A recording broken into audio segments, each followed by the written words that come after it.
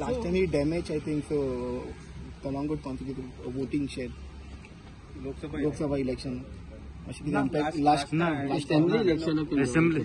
So Lok Sabha election. Shripad Babu will get votes in Kalangut. Lead. Lead कितली lead होती है? See, it is with the people of Kalangut constituency to give him lead in our constituency.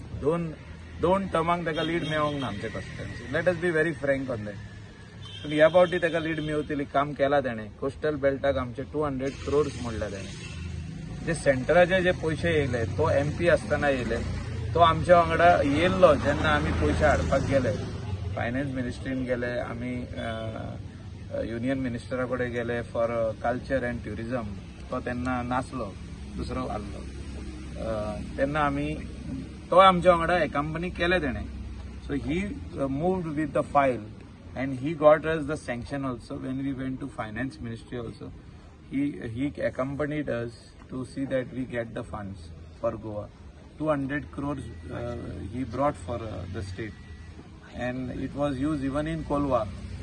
आमचे कॉन्स्टिट्युएन्सीन मोडूंक ना आमी. आमचे कॉन्स्टिट्युएन्सीन maximum मोडले आमी, highest money under Shripad Babu. So people have to give him that credit.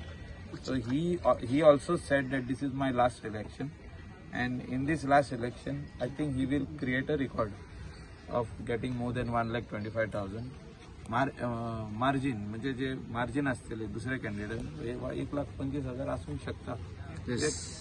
तेणे ऑलरेडी डिक्लेअर केला हे आपले निमणे म्हणून.